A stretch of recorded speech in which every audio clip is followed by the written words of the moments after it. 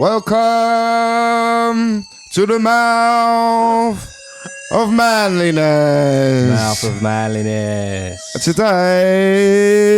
Today's a bit of a special one today Very because special. we are not in the usual Nick's cave. We're not in the Nick cave, Nick. Yeah, we're not in the usual Nick cave. We are actually in the leafy suburb of London. A beautiful today. part of London. I've never even knew this bit of London existed, and it's lovely. There's a hospital near here, isn't there? And Dulwich Hospital. I came to the hospital because I had a problem with my bottom. All right.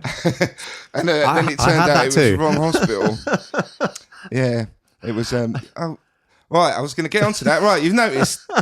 Hello, Nick Noise. Hello, the world, Boston. Yeah, Nick Noise, Brad Action, Hi. and our very lovely guest, Eddie Temple Morris. I can't believe Yeah, we're we're in so Eddie pleased to have Temple you Morris's on. house. It's crazy. We've been really excited It's about the it. loveliest house I think I've ever seen. Oh, Yeah, that's, we're in Eddie's house, everyone. you're too kind. It's You're just too full of kind. like everywhere I look. It's just the coolest stuff. Which, to be fair, you're like super cool anyway. So it does kind of make sense. But You're too kind. it does make sense. We've been having a little tour of the artwork. Yeah. And Eddie was liking my artwork. Yeah, that's love That your was art. really good. Can I just start off by saying you are I mean, your art is incredible. You very Don't kindly blow brought me me a away present, with that. and I'm genuinely blown away. And I'm gonna be, I believe, your first patron. I'm gonna buy a piece off you because honestly, I think that you're an undiscovered genius. I'm not the type to blow smoke up arses. I genuinely think that you're an absolutely incredible artist, That's and so you need cool. to get out there. I'll do everything I can to help. That is amazing. You're amazing. As I was saying, like normally I just sit there and draw, so I don't really think about it. And like the rare occasions when someone's gone, "Oh, I really like your stuff." Like our friends have got like an online art gallery called Legally Assertive, and they did our t-shirts for us, and they kind of said, "Oh, I love your artwork. Can we sell it?" I'm like, "Yeah, well, yeah." And nothing sold. And we kind of shouted about it on social media, and nothing happened. So I kind of just gave up. But in theory, none of it makes. I still do it. I'm still going to do it no matter what because it's kind of really cathartic. So I'm saying it's kind of a release. Yeah, absolutely. It looks it, and it looks. I mean, first thing I said you was on some kind of genius spectrum, and then Have you ever been called a genius before, Nick? No. It's amazing. I've been called an idiot a lot of times. Or, I call you an idiot. they. I mean, joking apart, they used to in the old days. They used to call. There was this term, idiot savant, wasn't there, for people like in the Middle Ages and stuff. Yeah. And it was clearly people who had autism, and who could do these amazing things and calculate things and knew so much knowledge. Yeah. And your art is like that. It's kind of. It's mind blowing. It really is. Honestly, I'm absolutely blown away. I think that'll do us. That's great. Should we Thanks just for your get your time. coat? Yeah, I cheers. think what you've done, you've put loads of night. Like what happens when you're a miserabilist like me and like us? I think sometimes when you've stuff like that, put it in the bank. Yeah. You keep hold Keep of it- that. yeah, keep because hold of those kind of nice things they get you through a difficult day, don't Yeah, they? definitely. It's not always easy to take a compliment. They're not always there, are they? I guess. Oh no, I'll take a compliment. Thank you, Eddie. Definitely I really from Eddie appreciate it. Temple. Well, Morris. you're welcome. I'm going to have a word with a friend who represents artists and see what he says because That's I honestly crazy. I think you're an undiscovered talent. Wow. Really. That's awesome. Well, So yeah, I mean, yeah, I'm it is beaming dark. at the moment. There must be a story there. Oh, yeah, there's there must be a lot of story stories there. Yeah. So before I was thinking like, how are we going to kick this off, and basically I was thinking that we've got some similarities. So like we've both got long hair and glasses, This is true. right? That's a start. We're hirsute. Secondly, we both have tinnitus. Oh, that's right. Yeah. Oh, and I've only got one ear And as he's well. only got one so ear. between us, we've all got. Really? On this side. Oh wow. Is that congenital? Like I was born with it. Yeah. Wow. So between us, we could probably just about hear all right. I Yeah, guess. yeah. I'm kind of partially deaf. That's why I'm so loud. My eyes, I've got great eyesight, which so essentially the three of us Yeah. make it like the perfect human Between being. us, we almost. make a superhuman. Yeah. Can you hear out of the ear? No, on your so that's right a mad ear? story. So basically, I didn't think I could for a really long time. And I used to DJ and monitor in that ear, and kind of I thought I could hear the sound through my head, because obviously when I monitor on this ear, I can't hear anything. I can just hear the headphones. Right. It's no good. I used to try and do it without headphones. And for a long time, I just sort of lived with it. And it was only recently I've had a couple of like blackouts at work and stuff like that, and it's all down to stress. But through that, I had the ear tests and everything else. And I was chatting to the guy, and he was like, "Hang on a minute," and he put the tuning fork on my head. He was like, "Can you hear that?" And I was like, it literally rattled through him. I was like, "Wow, yeah, I can hear that." It's like, I think we might be able to get you hearing on that side. And I was like, "No way!" Like this is like come out of nowhere, and I just burst into tears. And long and short of it, I'm kind of just beginning the journey to possibly start having like a bone anchored hearing aid and all stuff happen to this side. Right. Wow. All of a sudden, which I thought I'd never kind of get around to doing. It's just come out of nowhere, really. It's like the science moves on. You kind of go at that point, and you go, "Oh, well, that's it then." Well, when I was a kid, there was like the ear that was grown on a mouse, and it was kind of like it was always out of reach, and it was something that maybe once I retire and I've got a spare bit of money, I might do it, but it doesn't really bother me that much. People used to sort of take the piss at school, but then I used to take the piss out of them just as much. So it's kind of. I didn't even notice it until you pointed it out. I've kind of got a little lobe there, so it doesn't sort of notice as much. Yeah. And that's why it doesn't really bother me. And like when I was a kid, they said about I could have all this different stuff done, and even like a little bit later in life, they said, "Oh, you can register this as disabled and get a parking spot." I was like, "What the fuck? Like I can walk around like anything. I don't need like special kind of treatment. There must be other people that need this more kind of thing." And I just carried on and got on with my life. And it's only really how this has all come about. And the NHS being as amazing as they are, they're like, "Yeah, we can do this, we can do that." I was like, "Wow, really?" And it's just all come about like out of nowhere, really, quite organically. So you've been blacking out at work. How come? Why are you so stressed? You're interviewing me now. I knew. Before we got here like an hour early, and we went and found the pub down the road, and that's what he said straight away. He said he's a professional interviewer. I guarantee it around. we are 8 minutes in, and it's got me straight away. That makes me feel to think like there's no plan here. We're just having a conversation. You said that you were blacking out at work. Totally. You seem like a lovely man. We've known each other for all of 20, 30 minutes, but you seem like a very nice chap, and I'm genuinely concerned. And I have obviously lots of experience with anxiety and stress and stuff, and so I might be able to help you out with some kind of something. like how this has all come about. This is like almost the beginning of the story of this kind of podcast. It's a bit kind of mad. So in my mind at the time, 2 kids, work, money worries is something that everyone else deals with, and it was just something that I kind of had to get on with. I've got a really long fuse, and I try and help everyone out as much as I can. And I thought that was a good recipe for being a good human being, which essentially on paper it probably is. But it absolutely is. Yeah. Then happens is then your own well-being and your own mental health, as I'm literally only discovering in these past few weeks, just constantly taking hits, constantly. And because you were always thinking about other people. Yeah, and you think, right, that's normal. I'm doing this or I'm doing that and everything else, and I'm fine. Everything's fine. Have a couple of drinks, everything's okay, kind of thing. Yeah. And then, it kind of come about at work. I was found at the bottom because I install sort of security systems, and I was found at the bottom of a riser, which is like a really tall cupboard. Yeah. Basically just in a ball. They thought I was dead, or I'd been electrocuted, maybe. Yeah. And I sort of come around, people were kind of standing around me, ambulance and everything else. I said, genuinely, I'm all right. I feel fine. I just don't know what happened. And went to the doctors, I did a few tests and that. There's no tumours, blood pressure a little bit high, but nothing sort of too mad. And even in the doctor's thing, I had the 2 kids running around and they were saying, well, it's probably stress. I said, yeah, it makes sense. Carried on as normal. And then a little while later, it happened again. And this time I was actually at a hospital, so it kind of worked out. I was in the right place, right time. Is this like narcolepsy? Yeah, what did they say it was? Maybe. We've not even talked about this. They genuinely put it down to stress. Like everything got to the point, it's heat. So in both cases, I was really hot, enclosed, very little air. Right. And you got overwhelmed. Yeah, and probably your body not drinking enough just sort of water shut down and stuff like that. Right. And then it turns out, and as they were talking, they said, obviously, like quite a stressful life and everything like that. I said, well, as I said, kids, money and everything else, fairly normal. But then there's obviously a whole past of like post-traumatic stress and everything else that kind of needs to be unravelled. But essentially, for the moment, everything's kind of ticking over. And are you talking to? Forgive me. Are you talking to a professional about it? Have you had any? So at that time, I wasn't. I'd had counselling a little while ago. Well, a few years back, probably about 10 years back, for drugs and alcohol counselling. It was just like the sort of 6 sessions. I thought I was drinking a lot. Turns out I wasn't. But then at times I was.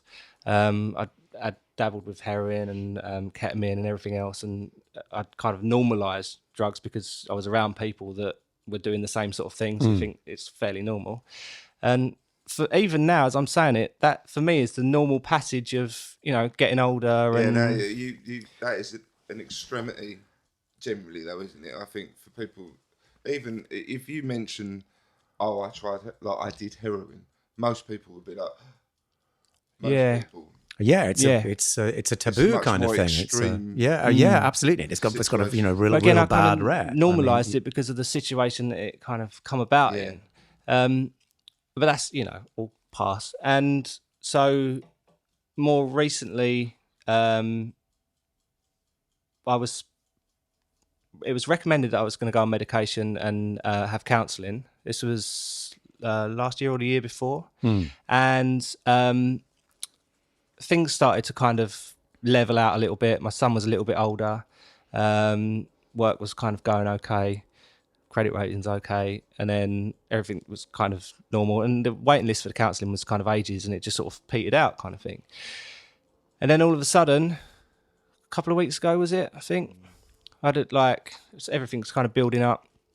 I was hoping to get this other job and didn't get it, got the email through. And just my vision just went all white and whirly and cloudy, and I just sort of spun out a bit. I was like, fuck, I've got to get home. So I was like, right, I'm going home.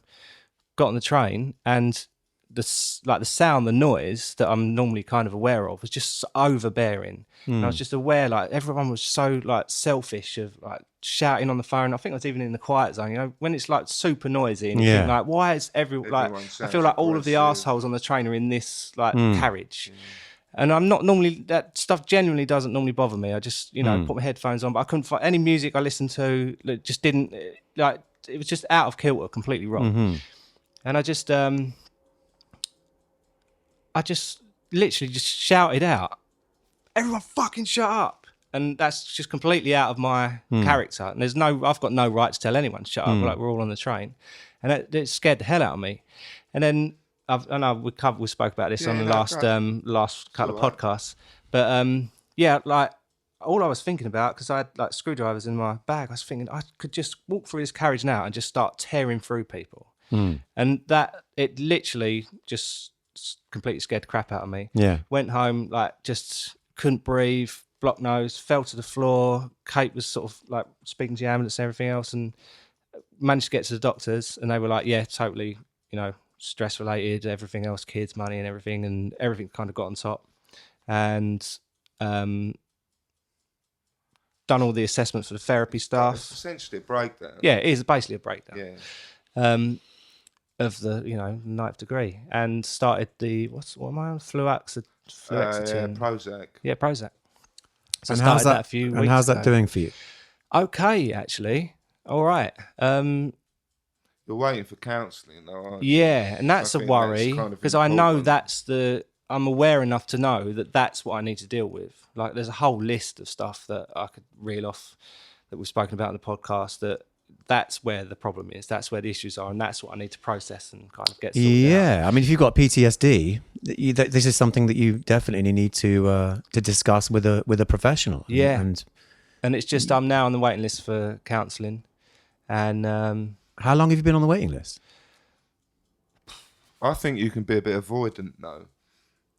Yeah. So, it's normally we were talking about this before, whereas I saw a therapist, and he kindly came on our show, and we chatted through different ideas, and he really helped me, and he offered Brad at least one free session. He does hypnotherapy as well. And Brad, we were saying it last week. I don't feel I'm being out. No, not at all. But you're actually, there never really is time to do these things. No. You were saying this is as good as it gets, really. So the time's not going to suddenly come out of the air. No, we did come to that. Kind of go, no, I've got to do it. That's the thing. Like, we do the podcast, and this is therapy for me, because we talk like this. Right. Yeah. Well, absolutely. Yes, absolutely. It is. And when you talk in this way. Yeah. That is a little bit of space that we really can just say whatever we want and kind of process everything. And that last week I was really like, yeah, I'm definitely going to ring him and everything else. And I really was in that mindset. And then obviously you're in the car, check your phone, go home, go to sleep, go to work, kids work, and it kind of snowballs again. Yeah. And you're kind of tricked into thinking everything's just carrying on and back to normal again. And it's, but as you say, there's things that you haven't dealt with, that those things they're not going to just go away. No. You have to get in. They there. never do. Yeah. They tend to get worse, or they tend to, it's a cumulative. and I feel thing. lucky that I'm aware of that, and I can kind of see how like the medication can be like a little bit of a plaster. Because there's been times this week where I've kind of felt manage great. the day to day. Yeah, that's it. For me, it does. The thing about your Prozacs and all of those that type of drug is that they're not sustainable. No. So they will, in the experience of friends, Gary Newman, Gemma Newman, my other friends, they said it gave me a break for when I was really, really in a bad place. It gave me a break from myself, so that I could sort of fix myself and go through therapy and stuff like that, and then be in a better place, and then stop taking it. Yeah. Did they stop taking it? Yeah, absolutely. See, I've been on medication for 12 years. Yeah. And what happens with me is they'll give me one, then I'll gradually work that way up to the maximum. Then that stops working. I'll go back, they give me another, I'll work it up to the maximum. Right. And then they gave me 2 to take, and I'm kind of on my 5th one, and I'm not on the maximum of that yet. And this is for what? So, yeah, last year I got diagnosed with like severe depression, I would say about 12 or 13, but I'd had mental health problems from about 9. Right. So that was when they first started suggesting that might be a problem, and I started having like therapy, and I've had it kind of on and off ever since. But yeah, last year I'm under a psychiatrist now, and the psychiatrist said I've got borderline personality disorder and something called, I never know if I'm saying it right, dysphonia, which is essentially you're constantly depressed, and then within that, when other people would be sad, you're doubly depressed. So it's basically constant depression. They call it double depression. Or unipolar depression, I've heard that being said before. Yeah, so... And you were diagnosed at 13. And were you ever diagnosed with autism? No. But your son... Yeah, my son's has autistic. That. It's funny because I've actually kind of... I tend to go in spells, good and bad. Like more recently, I'm having a pretty good spell. But yeah, since I was a kid... And I was saying about similarities. I saw something that you did on. It was like a discussion again. It was on YouTube, and you were talking with another musician, I think, and you talked about your own mental health stuff.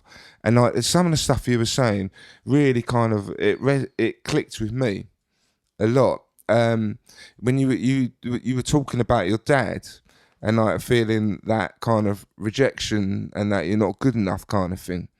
You were saying like... Yeah. My personal issues almost all stem from horrifically low self-esteem from my father telling me that I was a piece of shit for my entire adult life. So yeah, that resonated with me massively, because that's basically... it's not necessarily my dad, but saying like my granddad calling me a piece of shit from the age, like from dot. Right. God, that's awful. Because so at least I have exactly the same years. issues. I have exactly the same issue, like almost, because I kind of think, well, I don't think I've got, like the doctors are banded around, like you take medication because it balances out kind of a chemical, and I'm like, no, it's not. It's because my granddad was a wanker, like that. That's why. And then my dad My dad just kind of turned away.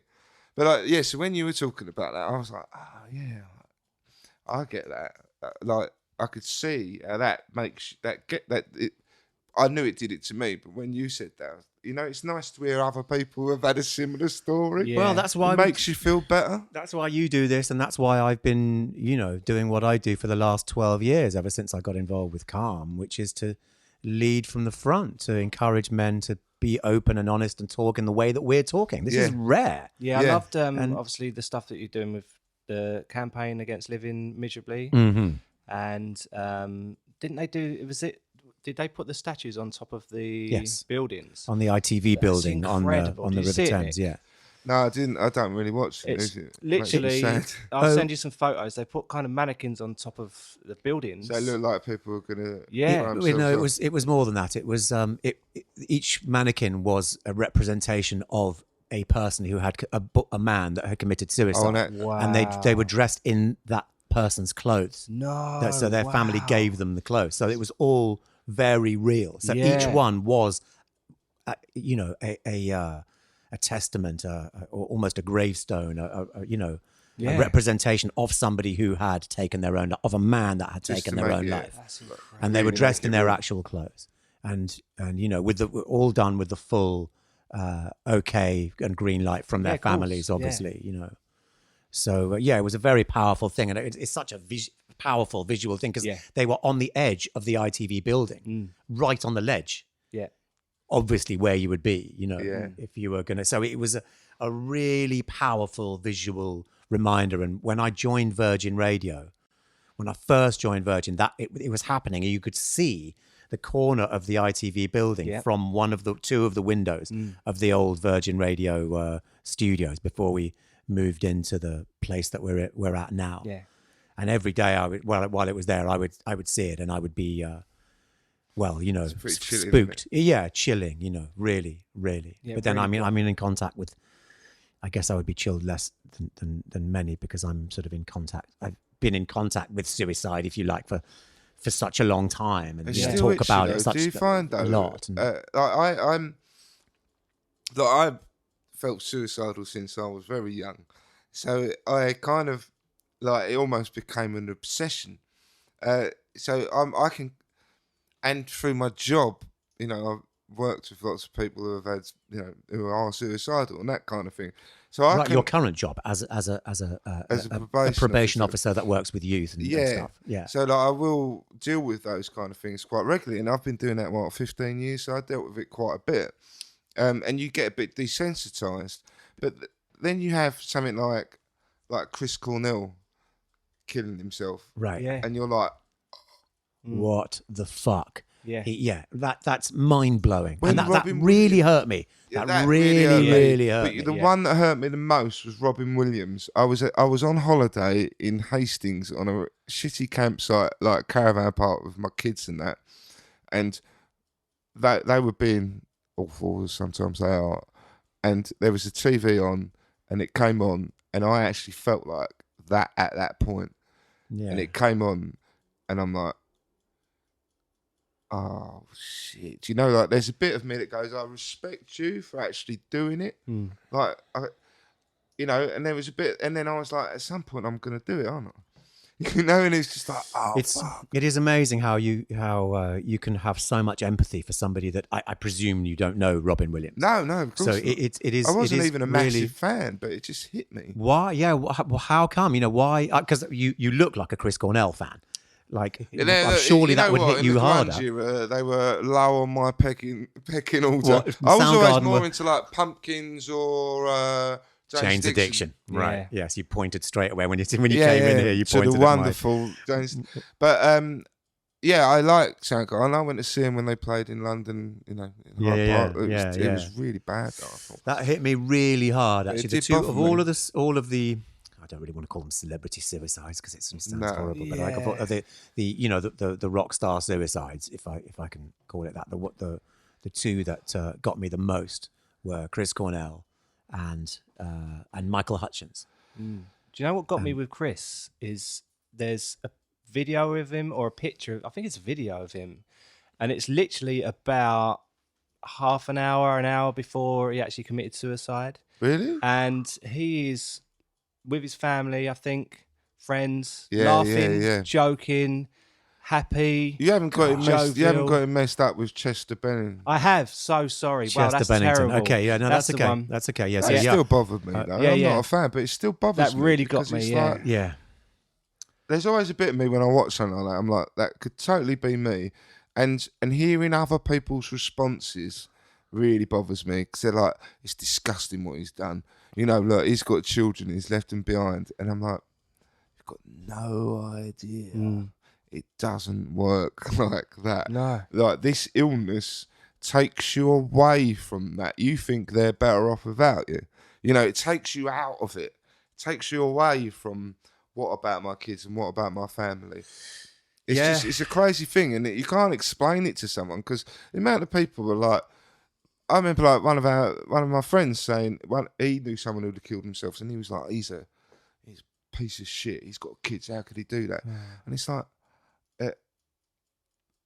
think about what he was going through at the time. Yeah, it really does. Those ones really bring it home that depression doesn't care how good looking you are, how rich you are, how talented you are. You know, like people like that, like Michael Hutchence, or Anthony Bourdain, or Anthony Bourdain, or that one hurt me. Chris as well. Cornell. Yeah, Anthony Bourdain really hurt me too. That was my favorite. His book really inspired me. Yeah, me too. Kitchen Confidential. Yeah, absolutely. I used to be I a think that's chef, my favorite book. That's one of my favorite books. Punch it in. See, Yeah, but no, that one really hurt me because he was a really inspiring person, and when you read that book, like, you don't get a sense of any of that in there, do you? I didn't. A sense that there was a darkness. well, I mean, you've got the sort of the heroin addiction and the. I suppose I didn't think of that. I read that before I did my job. Now I didn't know. Yeah, that's very true. Of course, but of course, self-destruction. Now that we mentioned rockstar suicides, I was talking about ones that I don't really know. I had a lovely couple of moments with Michael Hutchence in a work context, and the same with Chris Cornell. I spent a delightful couple of hours with him doing a really long interview. Yeah. And they were both, the reason that I was so gutted was because they were such nice guys. They were really, like, both of them, so sensitive and thoughtful and wanted to hear about my shit. Yeah, of course. And stuff. But all of this brings us to a focal point of rockstar death. So if you were to look at my, well, you can't really see it, there's a picture of my sisters are blocking the picture of Keith from his funeral, but your Essex boys, and so obviously that was the one that hit me the hardest was Keith Flint, and when I was on air when I found out about that one, and that's the second time that I found out about a friend killing themselves while I was on air. Wow. But that was a nightmare because this guy who doesn't know me at work, really really sweet man, James, who just started at Virgin, had no idea that I was the Prodigy's tour DJ, and and that I was mates with all of these guys, and he just came in and he went, Keith Flint's dead. Oh no! And then he went out again, and I was like, "What shit. the fuck?" And I just took me for six, and I sort of carried on, and then as I held it together. I was going to say, what do you do in that moment? Do you have to? You've got Suppose your links to professional do. head comes in. Exactly. Look, your professionalism comes in, and I said a few things. I said a couple of things. I said I've just found out that my friend Keith from the Prodigy has died, and I'm devastated. I don't really know what to say at this point, but I think I probably said something about. Oh, I tell you, yeah.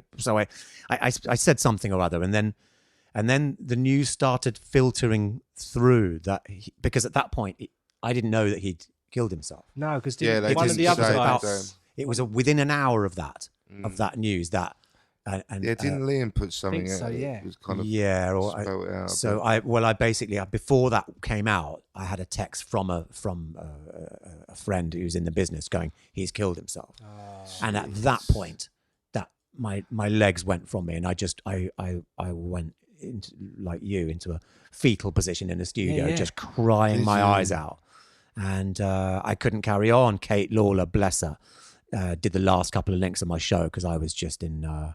I couldn't be professional at that point. Once I found out that he killed himself, it was like, oh no! I thought maybe that he'd had a drug overdose, or maybe he'd had like a bike accident or a heart attack from lots of years of bon vivant. I thought it was that, but when it was like when I found out that he'd done it, it changed everything, and it just made it so much worse. Yeah. And at that point, I just couldn't carry on. Was there an element of you that thought, if I had spoken to him? Oh God, yes, of course. I mean, of course, I was like, why didn't you call me? Yeah. You got my fucking number. Yeah. Like, you know that I'm like have a lot of experience with depression and with suicide and with people don't with know. That they stuff. don't. No, it's never the person. I often get called by managers or agents or concerned friends, and I have people referred to me. I must stress that I'm not a professional. I'm not a trained professional. No, but the thing is, we just have a talk. We are people who've been through it. Yeah, and we try and stipulate that when we talk. We genuinely do not know what we're talking about. Well, the thing is, we do. We just don't do it in a professional way. No. We are lay experts. Yeah. At depression. Yeah. Or whatever, with mental health. And so I've talked a few people down off ledges in the past. Wow. Not as a professional, but just as a person, as a human. I mean, and a lot of time, I mean, this is actually really fresh in my mind because I'm helping to start a new mental health charity with this brilliant girl called Nikki who is starting this thing. It's called My Black Dog. And I like the black dog. So it's myblackdog.co is the website, and it's a peer-to-peer mental health service. So you can chat online to somebody like us, to a volunteer. Amazing. And it's somebody who's had a day of training, but no more than that. It's just somebody like us who's been through it. Because for many people, if they are on the brink of suicide, and if there's an important first step which isn't available apart from talk to a mate, which is what we're doing now. Yeah. Like feels like two mates. I'm just totally. chatting to two mates, but to have somebody like us on the end of the phone that's easy. That's not a stretch. Yeah. We're not professionals, and I think that's really important.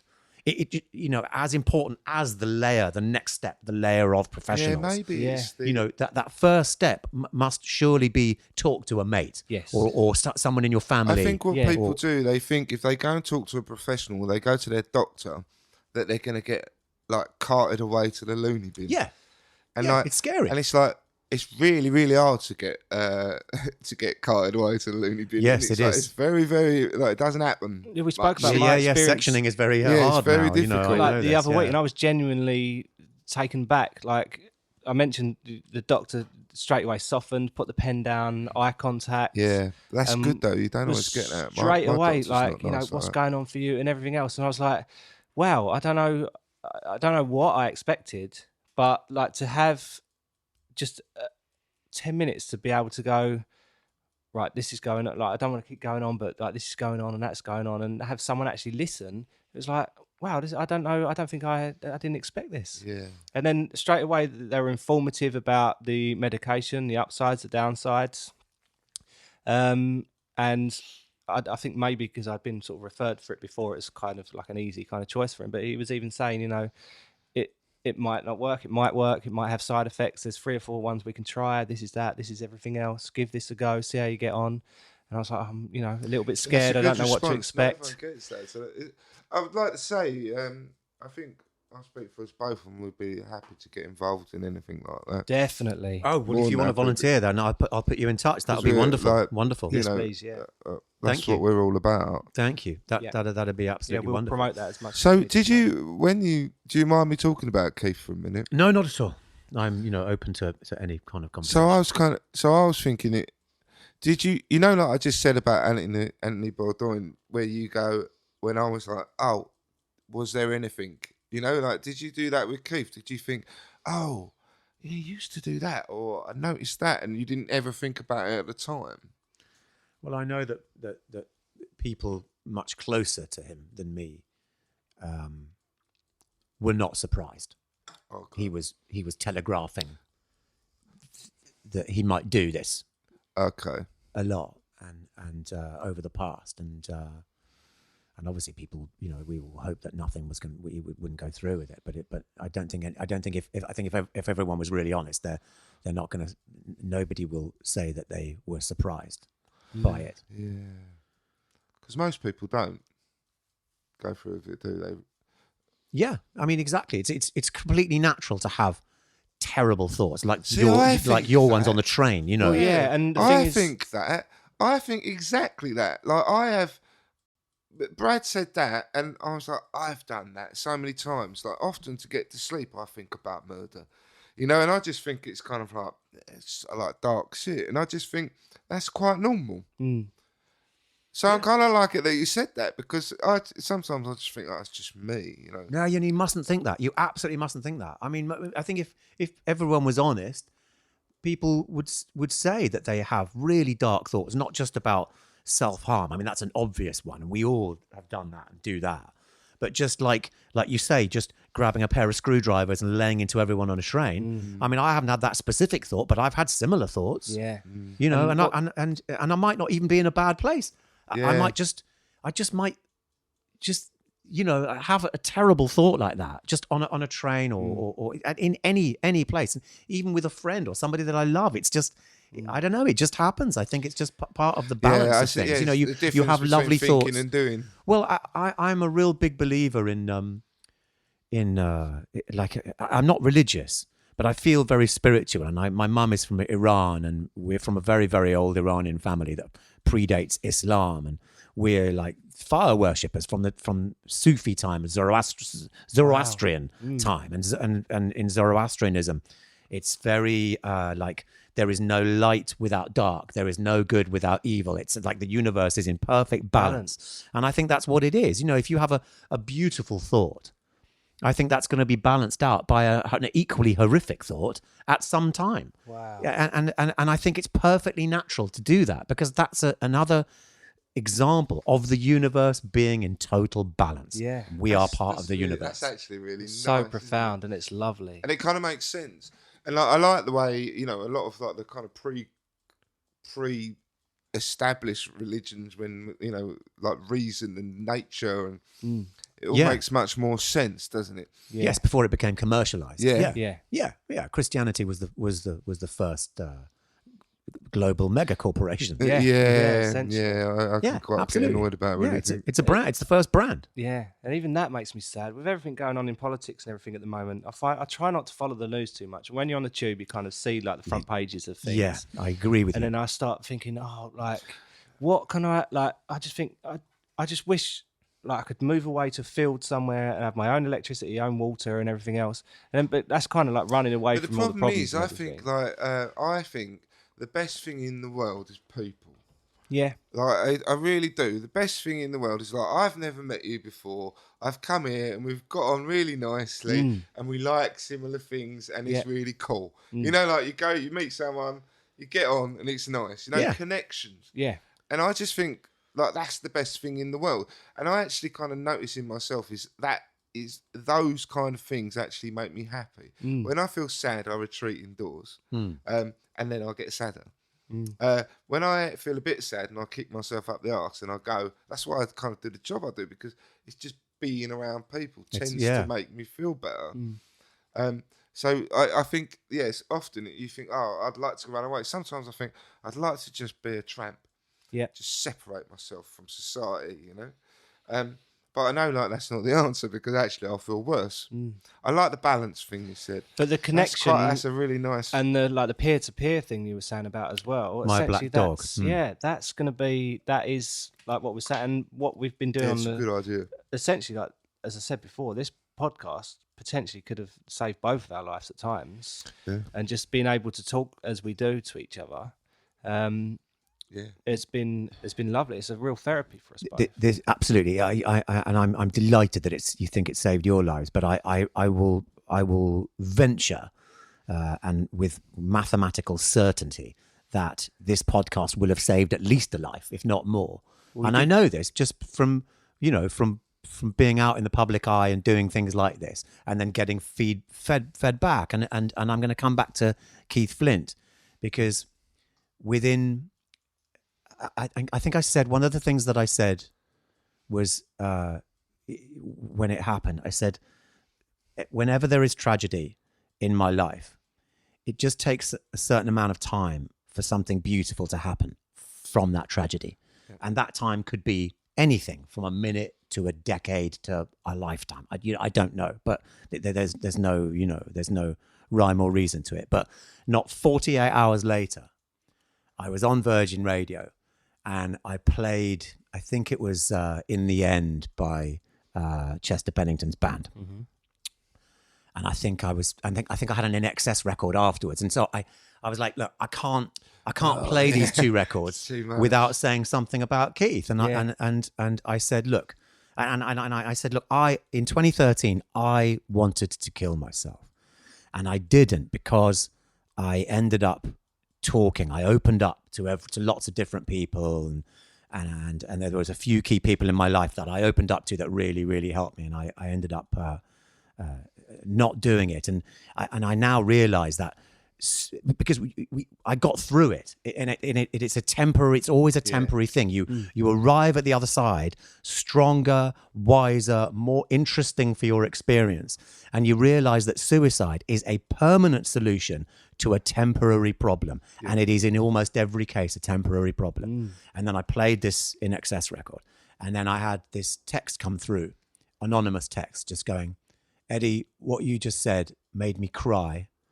I was about to kill myself, and I now realize that you're right, and I'm going to seek help now. Wow. And like, this podcast will have had the same effect. We have had people just radio say, so... I went to the doctors today because of you. Yeah, right. So, and you're like...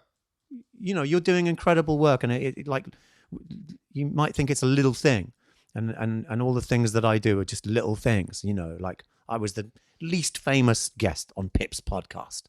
But it just, I'm a little guy saying, like, just making a little contribution. But if we all, lots of little things become one huge thing, you know? But it's also about trying to say, like, normalise talking about these things. Yes. Like, that's what I think. Like, people moaning about pride, and it's like, no, it's about normalising, making things normal and making things okay.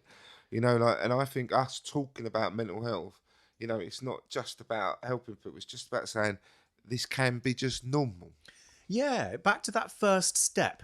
Imagine if therapy for us was just going to the pub and talking and having a pint with your mates. Yeah. Because when that happens, usually 99 times, 909, I don't know, I want to quantify it, but most times, people are going to be just talking about surface stuff, and they're going to talk about football, and they're going to talk about sex, girls, or whatever. And they're not going to talk about how they feel. No, imagine if we were like girls and we went to the booze and we had a pint, but we actually talked about the stuff that we're talking about now. Yeah. Wouldn't that be amazing? And that's what we're talking about. And almost that's the answer. Absolutely. It is as simple as that.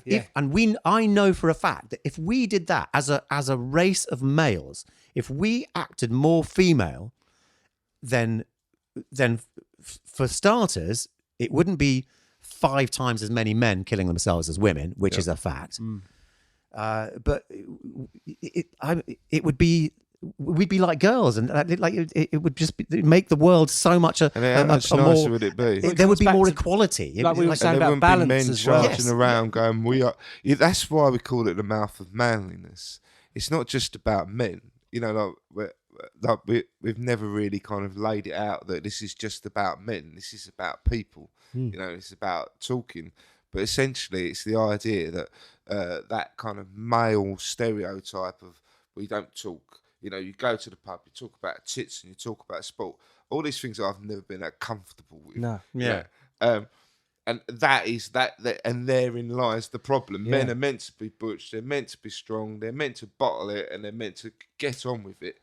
And there's your problem. Yeah. That's all bollocks. And if we actually went out and talked like girls do, point that I was trying to get to, and I not your fault. I completely lost my thread. Is that that mental health spending would go down because we'd be dealing with stuff. Yeah. In the pub with our mates, like, or at the dinner table, if this were normal, if this were normalized, you used a really important word there, Like if this were normalised, then the Tories, bastard Tories, wouldn't have to cut mental health spending by 50%. It would naturally happen, and there would just be so much less suicide. We'd have equality. That's what I'm striving for, is equality in so many ways, but especially in suicide. I don't want it to be by the virtue of the fact that we are men, we're 5 times more likely to kill ourselves, and I don't want a female musician to be 3 times more likely to kill herself than a male one. It should be the same. Yeah. It should be the same. We should all be all right, and we should all be able to feel comfortable. Accepting our faults and our flaws. Well, it can't be all right. The thing is, Nick, No. it can't be all right. No. You've got to allow it to be not all right. Yeah. Do you know what I mean? Like if it's a complete utopian, you're right. it's a utopian fallacy to go. If you put everybody on ecstasy, and then everyone's going to be fine. Take your son, man. Yeah. Then no, that's not. We have No, to you're right, accept of course. that the universe, back to that thing. The universe is in balance. There cannot be euphoria without depression. I suppose we should all be all right with each other, I guess, and we should all be able to accept each other's vulnerabilities and each other's. You were saying that, like, each other's insecurities. Yes. Because you were saying about feeling insecure, and like we on our drive up here, like we had like a long conversation that essentially came down to, other people do things we don't like. It's probably because they've got insecurities.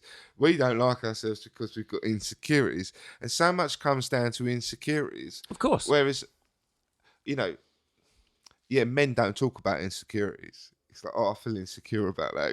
Whoa. Yeah, men don't. We're not going to talk about that, mate. What are you talking about? Get a beer.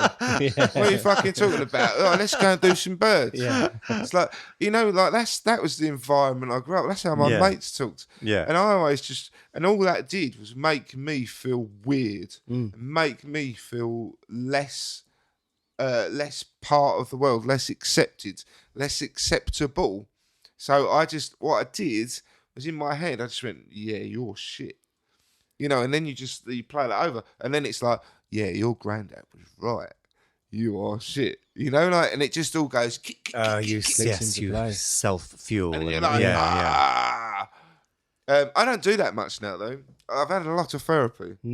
I still have it. I have weekly psychotherapy. Do you mind my asking, is this CBT or is this an old school analysis or something I have else? psychotherapy in a group.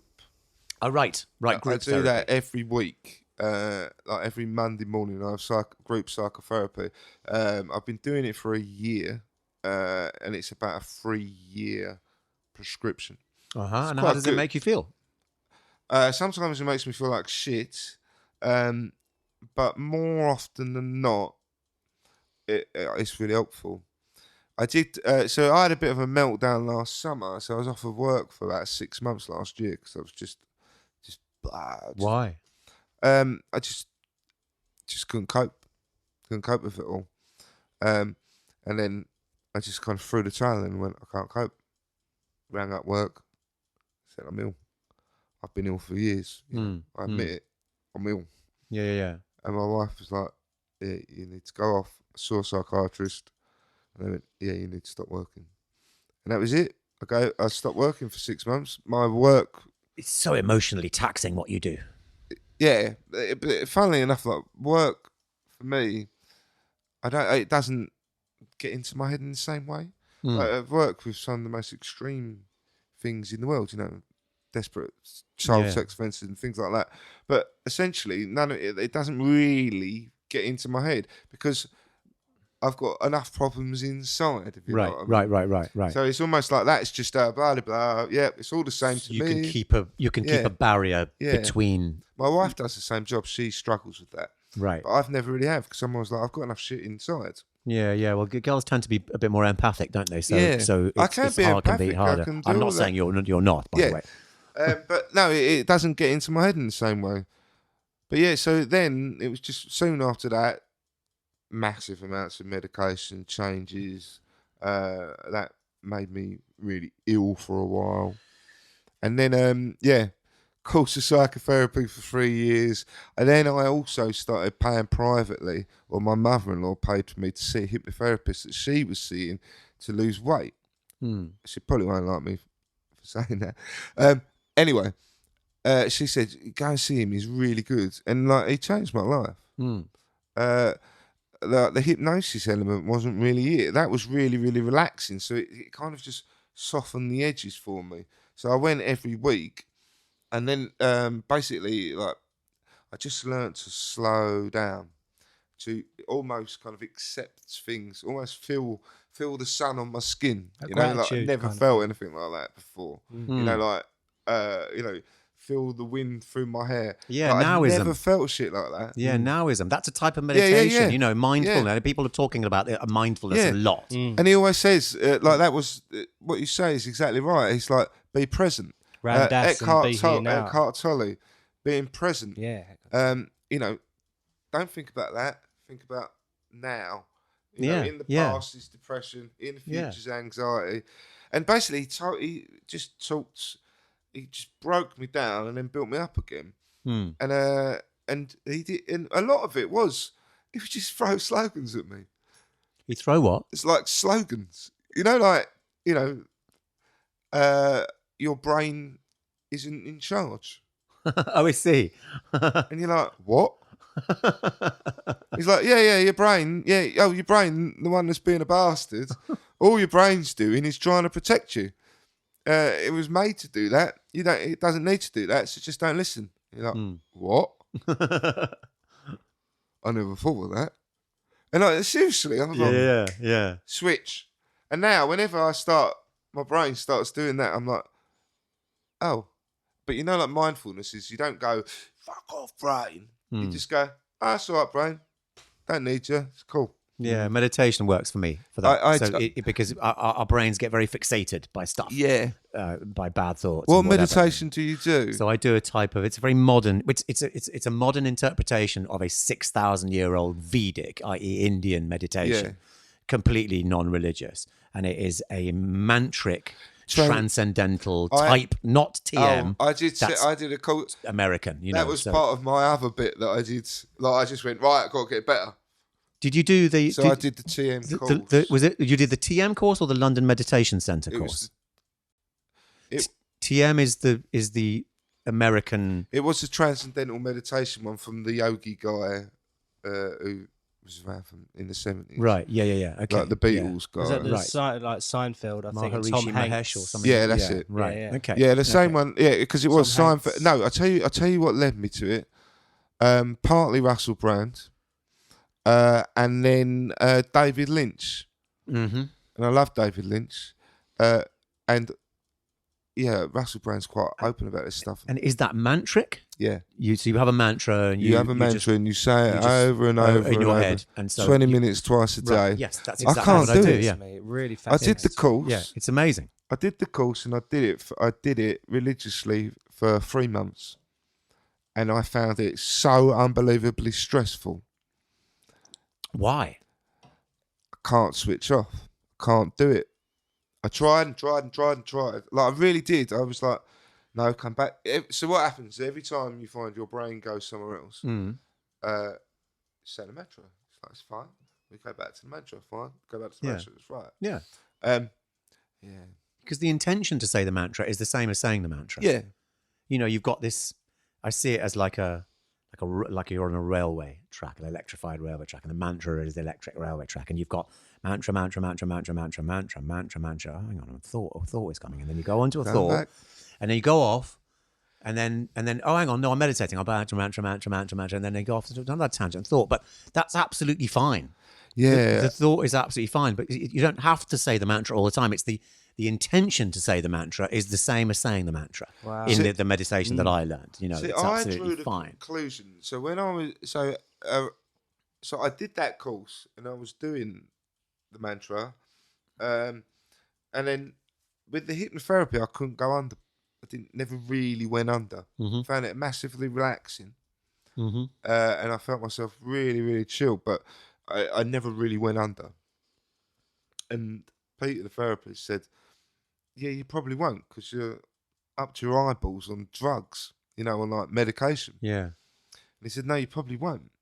And I think what happens is the medication makes it really hard for me to concentrate. So, like I draw. I draw because I can't sit and do nothing with my hands, for example. So I need to, if I'm watching a film, I'll be drawing and on my phone and all these things at once. Do you fidget a lot as well? Yeah. Do you think you have ADHD? I'm saying this as a rampant ADHD sufferer. Oh, these are all signals. Really? Yeah. I have it bad. It's quite possible, isn't it? I mean, and I have a good friend, a mate who is a fellow ADHD guy, and he says he can't meditate because because of the monkeys in my head. Yeah, well, yeah. I'd use the word monkeys as well. I chimp part of your brain. Yeah, but I find meditation is just like giving a massive sack of bananas to the monkeys and letting them that's what the mantra does. Yeah. And I just go mantra, and I might go and go off with the monkeys or the capybaras or the wombats or whatever. But it's fine to do that, and I'll come back to the mantra. But I'm interested to why that experience would be stressful, like sitting down, closing your eyes. Like, thinking about just a mantra. Why would that be stressful? It's that desperately wanting it to work, desperately wanting to switch off, desperately wanting to bring it down like that, desperately wanting it to move me almost sometimes. I had a couple of moments when they did the initial ceremony part and you sit down and do the first bit. I had a moment. And maybe one or two little moments after that where I felt suddenly this kind of peace, which is pretty special. I felt that a little bit when I had hypnotherapy as well, that little bit of peace. It almost makes you feel part of the world. I was saying about suddenly feeling like you've got the sun on your skin, or you've got the wind through your hair, or I felt myself kind of, I wasn't actually doing it, but like that. Feeling like I was on a wave. Connection. That's all I ever got, though. And what happened is to the point I'm like, I paid 500 quid for this. Sorry, my mum, thank you, mum, paid 500 quid for that because desperately trying to get me better. And it just came to the point when I was so desperate and it was just making me anxious. And don't normally get anxiety per se. Can normally carry on with things to stop me being anxious.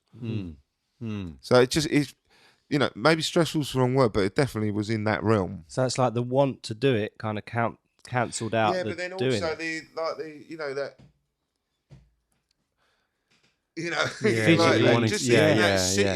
energy, sitting still for a bit. With what do I do with my hands? Well, what I found, I did some. You're probably onto something there, Eddie. I don't want anything else to add to my list of elements, but you might have something. Well, yeah, it sounds very much like it. I did some guided meditation, and there's a few things on Spotify and iTunes and stuff.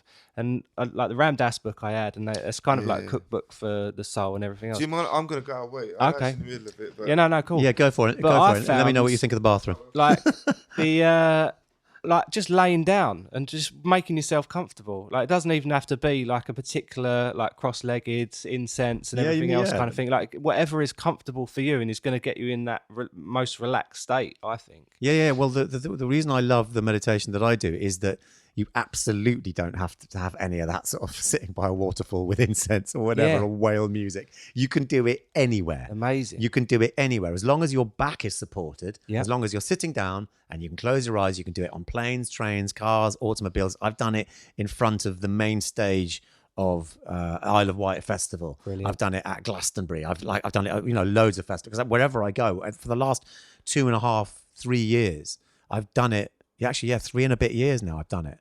And wherever I go, once or twice a day, usually twice, I will do it. And I'll sit down in a field at a festival or whatever, and I'll just sit down, with my back to a tree or to a mixing desk or whatever, and I'll just do it. And I find that, just saying the mantra in my head just gives my overactive, hyperactive brain something to fixate on, because it loves fixating.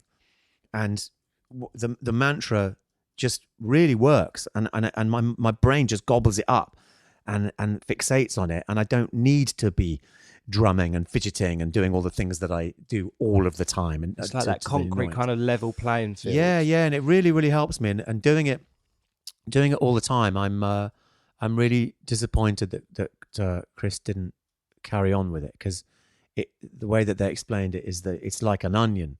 You know, you've got all of these layers, and each time that you meditate, one little layer comes off, and, and you let go of like the stress from that day. So it's a holy grail for me. Like, I can't wait to achieve that level of calmness and awareness as well. To be able to walk into a room and think, right, I haven't got to nervously speak or go away or drink or spout loads of crap out. I just walk into a room and accept what's going on in the room and talk to people and converse with people, and to be that calm.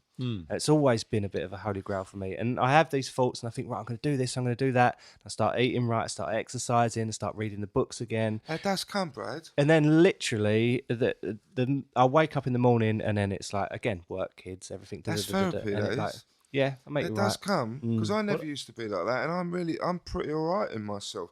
I accept my foibles. You know, like, I'm pretty all right. Yeah. You know, like, you were like, before we were coming, he was surprised that I was so calm about coming to here. Yeah, because like, we were an hour early. I wanted to leave an hour earlier, so we would have been like 2, maybe 3 hours early, because I was worried about traffic and being late and letting you down and everything else. And it's kind of like, it's just guys talking, isn't it? I even said to Sarah, I was like, I'm freaking out, and he's just so relaxed and calm and normal. If it was Perry Farrell. I wonder whether he meditates. I imagine mind he does. betting. He does seem very calm and zen. Oh my God, that happened really quickly. I know, right? That felt like about half an hour. Yeah. Did it? I feel like we've only just got started. I'm only just in the bathroom. But then I did kind of interview you for the first 20 minutes. So I pegged that, I knew. We can carry on. Yeah, we can carry on if you want to carry on. I'm totally fine. I feel as though we're just scratching the surface. Yeah, let's keep going.